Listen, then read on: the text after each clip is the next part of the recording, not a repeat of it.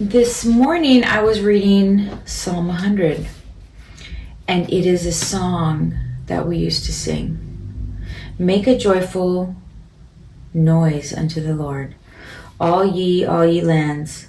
Now this translation is the New King James, and I'm pretty sure that the lyrics to the song that we sang when I was a child was the King James version.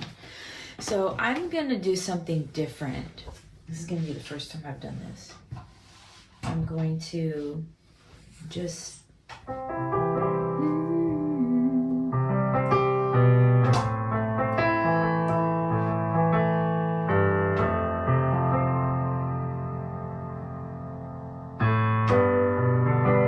So I'm pretty sure the chord progression is C major, A minor, F to G.